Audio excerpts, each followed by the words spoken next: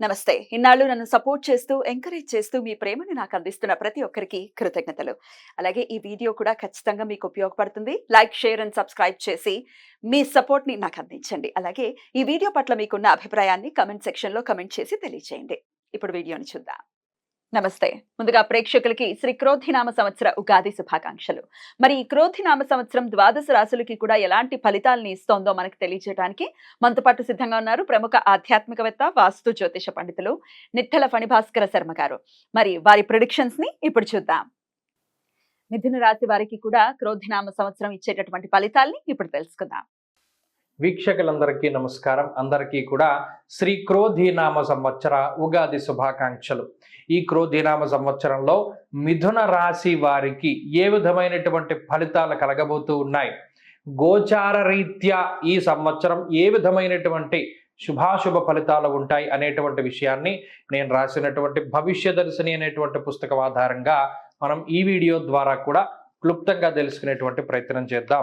మిథున రాశి వారికి ఈ సంవత్సరంలో ఆదాయం 5, వ్యయం 5, రాజ్యపూజ్యం 3, అవమానం 6. అలాగే ఈ సంవత్సరంలో ఈ రాశి వారికి మే నెల 1వ తారీఖు వరకు గురుడు 11వ ఇంట లోహమూర్తి, తదుపరి అనగా మే నెల 2వ తారీఖు లగాయితూ 12వ స్థానమందు తామ్రమూర్తిగా ఆయన సంచారం చేయబోతూ ఉన్నారు. అలాగే శనేశ్వరుడు ఈ సంవత్సరం మొత్తము కూడా 9వ ఇంట రజతమూర్తిగా సంచారం చేస్తారు. రాహుకేతువులు ఈ సంవత్సరం మొత్తం 14వ ఇంట సువర్ణమూర్తులుగా సంచారం చేయబోతూ ఉన్నారు. అయితే ఈ గ్రహ సంపత్తిని కనుక పరిశీలనం చేస్తే గత సంవత్సరంలో మిథున రాశి వారికి గురు బలం ఉంది, రాహు బలం ఉన్నది. శని బలంగా లేరు దీర్ఘ సంచార గ్రహాల్లో. అయితే మరి ఈ సంవత్సరంలోనో గురు బలం తగ్గుతూ ఉన్నది. గురుడు కేవలం అర్ధశుభుడు మాత్రమే, సగం శుభ ఫలితాలను మాత్రమే ఇస్తారు. శుభములో వ్యయశ్చైవ. అలాగే రాహు దశమ కేంద్రంలో ఆయన బలయుక్తుడై శుభ ఫలితాలను ఇవ్వడానికి అవకాశం ఉంటుంది. శనేశ్వరుడు మాత్రం మిశ్రమ ఫలదాతగా ఆయన ఫలితాన్ని ఇవ్వబోతూ ఉన్నారు. గురుని యొక్క వ్యయస్థాన స్థిత ఫలితం మనం పరిశీలనం చేస్తే ఇందాక చెప్పుకున్నట్టు శుభములో వ్యయశ్చైవ ప్రాణ విక్రయ దూషణం అన్నారు. అయితే ఈ గురుడు 12వ స్థానమందు స్థితిని పొంది ఉండడం వల్ల మిథున రాశి వారు ఏ విషయాల పట్ల జాగ్రత్తగా ఉండాలి. ఒకటి, పడుకునేటువంటి సమయంలో మార్పు వచ్చేస్తుంది. ఎప్పుడూ పడుకుంటే ఉదాహరణకి 9 గంటలకు పడుకుంటున్నారు అనుకోండి, ఈ సంవత్సరంలో వారు 9 గంటలకు పడుకోలేరు, 11 అయిపోతుంది.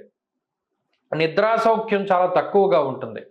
నిద్ర లేకపోవడం వల్ల వచ్చేటువంటి అనారోగ్య సమస్యలు ఏవైతే ఉన్నాయో వాటి బారిన పడుతూ ఉంటారు. ప్రత్యేకించి గురుడు అలాగే శనేశ్వరుడు ఈ గ్రహ సంపత్తి వల్ల ఒబేసిటీ రావడానికి అవకాశం ఉంటుంది. వేళకి తిండి, వేళకి నిద్ర లేకపోవడం వల్ల వచ్చేటువంటి ఊబకాయము అనేటువంటి సమస్య వల్ల మిథున రాశి వారు బాధపడడానికి అవకాశం ఉంటుంది. శరీరమందు వృద్ధాప్య ఛాయలు కనబడుతూ ఉంటాయి. వెంట్రుకలు తెల్లబడుతూ ఉండడం, ముడతలు రావడం, బరువు పెరుగుతూ ఉండడం, లావైపోతూ ఉండడం, అలాగే ముఖంలో ఆ వర్చస్సు, కళ అనేటువంటిది తగ్గిపోతూ ఉండడం లాంటి అంశాలని మిథున రాశి వారు ఈ సంవత్సరంలో ప్రధానంగా గురుబలం లేకపోవడం వల్ల చూస్తారు. అంతేకాక అదృష్టం తగ్గుతూ ఉంటుంది. దైవ బలం కానీ అదృష్టాన్ని కానీ నమ్ముకొని ఇంతకాలం ముందుకు వెళ్ళినటువంటి వారు ఎవరైతే ఉంటారో వారు ఆ రెండింటినీ కూడా కొంత మానివేయాలి. ఆ రెండింటినీ పక్కన పెట్టి కష్టాన్ని నమ్ముకోవాలి. ఇప్పటి నుండే కూడాను ఆ కష్టసాధ్యమైనటువంటి పనులని ముందుకు తీసుకెళ్తూ ఉండాలి. దానివల్ల కొంత అదృష్టం వస్తుంది. అలాగే ఈ సంవత్సరంలో ప్రత్యేకించి మిథున రాశి వారికి ఉద్యోగాల్లో పనిచేస్తూ ఉండేటువంటి వారికి స్థాన చలనానికి అవకాశం ఉంటుంది. అనగా పనిచేస్తూ ఉన్న ప్రాంతం మార్పు, కంపెనీ మార్పు, లేదా స్థల మార్పు, గృహ మార్పు, ఏదైనా సరే కొంత మార్పు చెందించి వేరే ప్రాంతంలో నివాసం ఉండడానికి అవకాశం ఉంటుంది.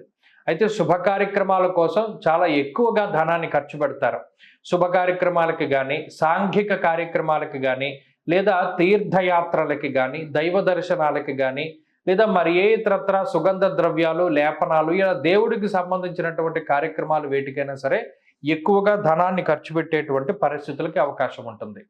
అలాగే ఉద్యోగ పరిస్థితులు చాలా సానుకూలంగా ఉన్నాయి. ఉద్యోగంలో అయితే ఇబ్బందికరమైన పరిస్థితులు ఏమీ ఉండవు. ఈ సంవత్సరంలో ఉద్యోగంలో సానుకూలమైన వాతావరణం ఉంటుంది. కానీ వ్యాపార పరంగా మాత్రం కొంత కష్టపడతారు.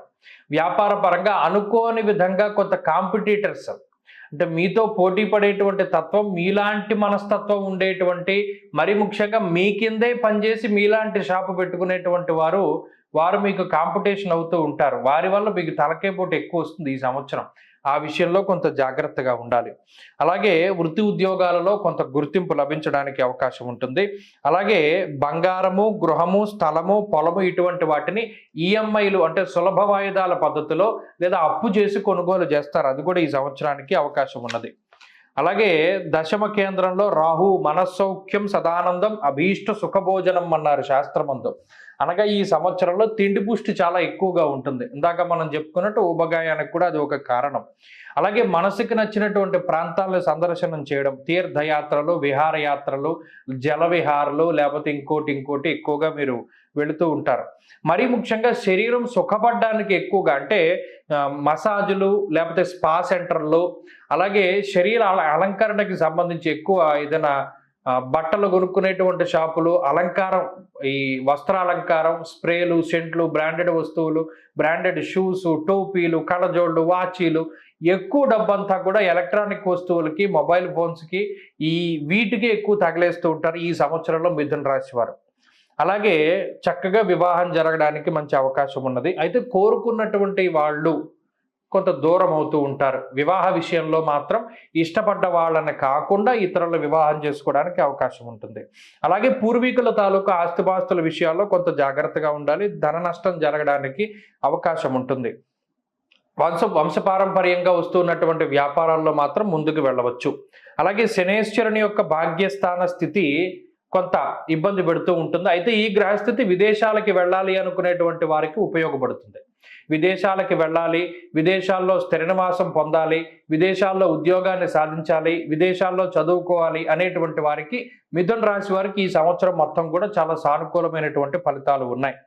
అలాగే స్వదార స్వసుత క్లేశం, సొంతంగా కొంత స్వయంకృత అపరాధాలు చాలా ఎక్కువగా కనబడుతూ ఉన్నాయి ఈ సంవత్సరం.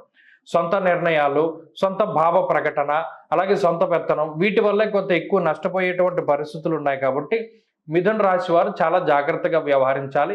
గురువుల యొక్క అనుగ్రహాన్ని తీసుకుని ముందుకు వెళుతూ ఉండాలి. అలాగే మరీ ముఖ్యంగా పాపపు కర్మలు చేయడానికి, ఇది తప్పు అని తెలిసినా కూడా ఇతరులను బాధ పెట్టేటువంటి ప్రక్రియలు చేయడానికి కొద్దిగా ఎక్కువ ఇష్టపడుతూ ఉంటారు. అలాగే దైవ నింద, దైవ దూషణ, గురుద్రోహం వంటి వాటిని కూడా చేయడానికి వీళ్ళు వెనకాడరు. కాబట్టి ఈ సంవత్సరంలో ఇటువంటి పాపపు కర్మలు చేయడానికి గ్రహస్థితి అవకాశాన్ని కల్పిస్తుంది. మనం చేయకూడదు, కొద్దిగా జాగ్రత్తగా ఉండాలి. కాబట్టి మొత్తం మీద ఈ సంవత్సరం చూసుకుంటే ఖర్చు అధికంగా ఉన్నప్పటికీ శుభమూలకంగా ధనం ఖర్చు అవ్వడం, సొంత ఇల్లు, లగ్జరీలు, ఎలక్ట్రానిక్ వస్తువులను సమకూర్చడానికి డబ్బు ఖర్చు పెట్టడం వల్ల ఉద్యోగ మార్పుకి వీటికి అవకాశం ఉంటుంది. కాబట్టి అలాగే ముందు తరాల నుండి సంక్రమించినటువంటి ఆస్తిపాస్తులు కొంత చేతికి అందడము, అవి చేతికి అందించుకోవడం కోసం కొంత ధనాన్ని ఖర్చు పెట్టవలసి రావడంతో ఈ సంవత్సరం ముందుకు సాగుతుంది. ఈ సంవత్సరంలో మరింత శుభ ఫలితాలు పొందడానికి దత్తక్షేత్ర దర్శనం చేయాలి. అలాగే శ్రీ గురు చరిత్ర, దత్తాత్రేయ స్వామి వారి యొక్క చరిత్రని సప్తాహం కానీ ద్విసప్తాహం కానీ ఇలా పారాయణ చేసుకుంటూ వెళితే ఈ సంవత్సరం మంచి ఫలితాలు వస్తాయి. ఈ సంవత్సరంలో ఆరాధించవలసినటువంటి దైవం దత్తాత్రేయుడు. అనుకూలమైనటువంటి వారం సోమ, బుధ, శుక్రవారాలు. అదృష్ట రత్నము నవరత్నాలు ఉంగరం పెట్టుకుంటే మంచిది. అదృష్ట వర్ణము ఎరుపు. అదృష్ట సంఖ్య 6. స్వస్తి. ద్వాదశ రాశులకి కూడా ఈ క్రోధినామ సంవత్సరం ఇచ్చేటటువంటి ఫలితాలు ఎలా ఉన్నాయో తెలుసుకున్నాం కదా. మరి వారు ఇచ్చినటువంటి ప్రిడిక్షన్స్ ని ఆధారంగా వారు చెప్పినటువంటి పరిహారాలని చేసుకుంటూ ఈ క్రోధినామ సంవత్సరం అంతా కూడా